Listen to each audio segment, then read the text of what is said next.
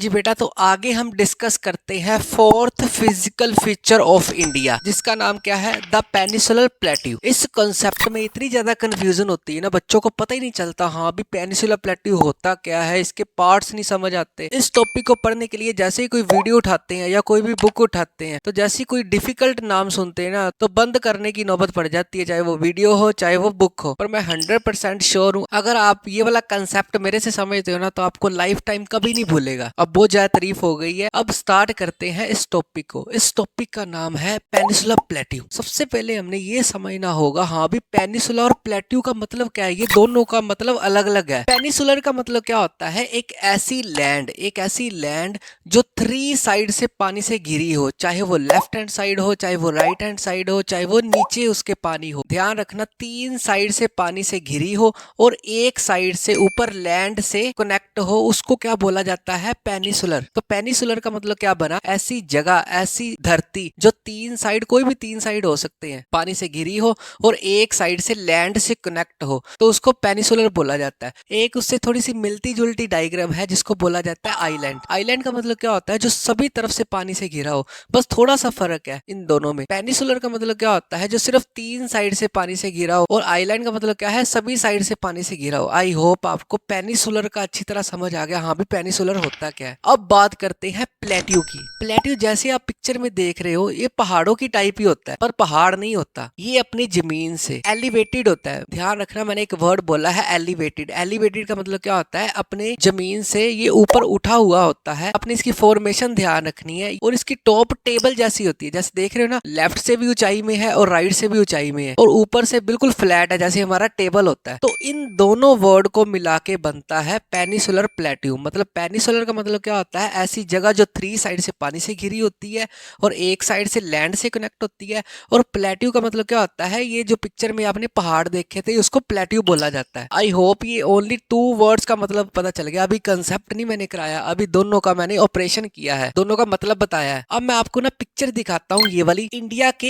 इस वाले एरियाज को पेनिसुलर प्लेट्यू बोला जाता है। देखो इस पिक्चर को ध्यान से। पेनिसुलर प्लेट्यू को क्यों बोला जाता है, क्योंकि इस वाली साइड में हमारा है अरेबियन सी, और इस वाली साइड में है हमारा बे ऑफ बंगाल, और नीचे क्या है, साउथ में इंडियन ओशन। तो हो गया ना, 3 साइड से पानी से घिरा हुआ है और एक साइड से ऊपर से लैंड से कनेक्ट है। तो ये उल्टी ट्रायंगल जो है इंडिया की, ये पेनिसुलर प्लेट्यू बोला जाता है। दोनों वर्ड्स को मिला के क्या बना है, इंडिया में पेनिसुलर प्लेट्यू है। पेनिसुलर क्यों है, क्योंकि 3 साइड से पानी से घिरा हुआ है और एक साइड से लैंड से कनेक्ट है। प्लेट्यू को बोला जाता है क्योंकि यहाँ पर प्लेट्यू पाए जाते हैं। आई होप पेनिसुलर प्लेट्यू का इंडिया में सिचुएशन कहाँ पर है और पेनिसुलर प्लेट्यू का मतलब होता क्या है, आपको अच्छी तरह समझ आ गया। अब बात करते हैं अगला कंसेप्ट, हाँ भी पेनिसुलर प्लेट्यू जो थे वो कैसे फॉर्मेशन हुई, उनकी बने कैसे, हिस्ट्री क्या है। तो हम डिस्कस क्या करने जा रहे हैं, continental drift of plates. Drift यहाँ पर वर्ड है ना, ड्रिफ्ट का मतलब होता है तैरना। जैसे क्या होता है, कई बार बहुत सारा पानी इकट्ठा हुआ होता है, हम उसमें अपनी कागज की किश्ती बना के ऊपर रख देते हैं, और जो किश्ती होती है वो तैरती रहती है, मतलब एक जगह से दूसरी जगह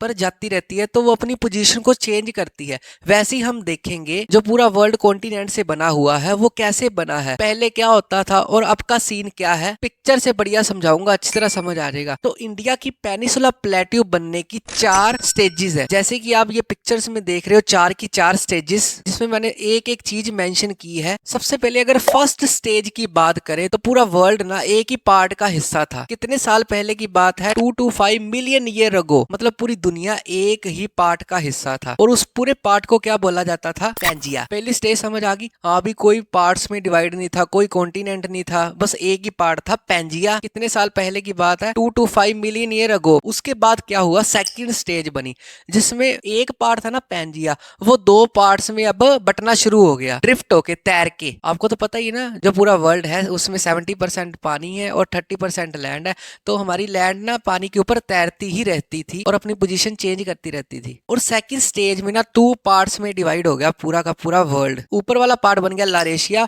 और नीचे वाला पार्ट बन गया गोंडवाना। ध्यान रखना, ये गोंडवाना लैंड को रट्टा लगा लो, ये आगे बड़ा यूज होएगा इसका। इंडिया का जो पेनिसुलर प्लेट्यू है वो गोंडवाना लैंड के टूटने से ही बना है, बताता हूँ कैसे। सेकंड स्टेज समझ आ गई। उसके बाद बात करते हैं थर्ड स्टेज की। उसके बाद अगर थर्ड स्टेज की बात करें तो बहुत सारे पार्ट्स में बन गया, बहुत सारे कॉन्टिनेंट बटना शुरू हो गया, पूरा का पूरा वर्ल्ड। ये कब की बात है, 100 मिलियन ईयर अगो की। इसमें क्या हो गया, आप देख पा रहे हो बहुत सारे पार्ट्स बनने शुरू हो गए। गए, जिसमें इंडिया भी है। जैसे ऊपर वाली साइड में नॉर्थ अमेरिका, यूरोप और एशिया बनना शुरू हो गया, और नीचे वाले पार्ट्स में देखो जैसे साउथ अमेरिका, अफ्रीका, अब इंडिया देख लो ध्यान से, जो गोंड वाला जो लैंड थी उससे अलग हो रहा है अब इंडिया, ऑस्ट्रेलिया और अंटार्कटिका। आई होप ये थर्ड स्टेजेस आपको समझ आ गई है। कुछ नहीं, बस जो तैर रहा है लैंड वो इधर से उधर ड्रिफ्ट हो रहा है, इधर से उधर तैर रहा है। और लास्ट फाइनल स्टेज में, जिसको टुडेज अर्थ बोला जा सकता है, आज की अर्थ, इसमें क्या है, कॉन्टिनेंट्स में बटा हुआ है पूरा पूरा वर्ल्ड। नॉर्थ अमेरिका अलग हो गया, साउथ अमेरिका अलग हो गया, अफ्रीका एग्जिस्ट हो गया, यूरोप एग्जिस्ट हो गया, एशिया एग्जिस्ट हो गया, और जो इंडिया है तैरता हुआ एशिया के साथ कनेक्ट हो गया, और ऑस्ट्रेलिया और अंटार्कटिका की पोजीशन ये वाली हो गई। आई होप ये 4 स्टेजेस आपको अच्छी तरह समझ आ गई। तो इंडिया का जो पेनिसुला है वो गोंड वाला लैंड से जुदा होके, मतलब अलग होके, गोंड वाला लैंड से ब्रेकिंग एंड ड्रिफ्टिंग, ब्रेकिंग मतलब टूट के और ड्रिफ्टिंग मतलब तैरता हुआ एशिया के साथ कनेक्ट हो गया।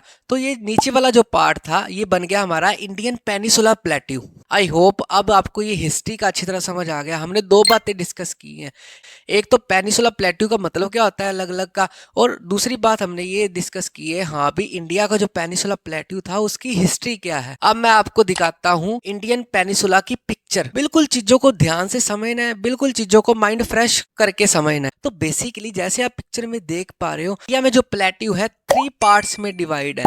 सबसे पहले जैसे देख पा रहे हो सेंटर हाईलैंड्स बताऊंगा क्या होता है, उसके बाद डेक्कन प्लेट्यू, और लास्ट में नॉर्थ ईस्ट प्लेट्यू। अब आपके दिमाग में ये आ रहा होगा हाँ भी सर ये नॉर्थ ईस्ट कहाँ से आ गया, ये तो तीनों साइड से पानी से कवर भी नहीं है, तो ये तो डेफिनेशन ही चेंज कर दी। नहीं बेटा, मैं सिर्फ और सिर्फ प्लेट्यू की बात कर रहा हूँ, पेनिसुलर की बात नहीं कर रहा। तो मतलब नॉर्थ ईस्ट में भी आने वाला ये वाला एरिया है, यहाँ पर भी प्लेट्यू पाए जाते हैं, और सेंटर हाईलैंड्स वाला जो एरिया है वो उसमें भी प्लेट्यू पाए जाते हैं, और डेक्कन प्लेट्यू वाला जो एरिया है उसमें भी प्लेट्यू पाए जाते हैं।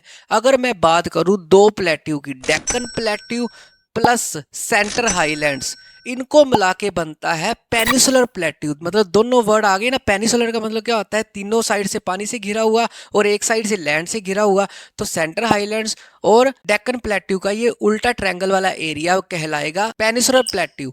और अकेला प्लेट्यू कौन कहलाएगा, ये अलग अलग सेंटर हाईलैंड्स, डेक्कन प्लेट्यू और नॉर्थ ईस्ट के हिस्से में जो प्लेट्यू पाए जाते हैं। आई होप यहाँ तक आपको अच्छी तरह समझ आ गया। अब थोड़े से ना पार्ट्स के नाम याद रखते हैं। हाँ भी सेंटर हाईलैंड्स में कौन कौन से प्लेट्यू हैं, नॉर्थ ईस्ट में कौन कौन से प्लेट्यू हैं, और डेक्कन प्लेट्यू में कौन कौन से प्लेट्यू पाए जाते हैं। ये करने से पहले मैं एक ना आपको नर्मदा रिवर का कंसेप्ट करवा देता हूँ। ये वाली जो नर्मदा रिवर है ये बिल्कुल बीचों बीच आ जाती है सेंटर हाईलैंड्स और डेक्कन प्लेट्यू के बीच में। अगर तुम लोगों को एक शॉर्ट क्वेश्चन आता है एमसीक्यूज में, ऐसी कौन सी रिवर है जो सेंटर हाईलैंड्स और डेक्कन प्लेट्यू को बांटती है, तो नर्मदा रिवर, मतलब नर्मदा रिवर के ऊपर वाली साइड वाले प्लेट्यू कौन से कहलाएंगे, सेंटर हाईलैंड्स, और नर्मदा रिवर के नीचे वाले प्लेट्यू क्या कहलाएंगे, डेक्कन प्लेट्यू वाले एरिया।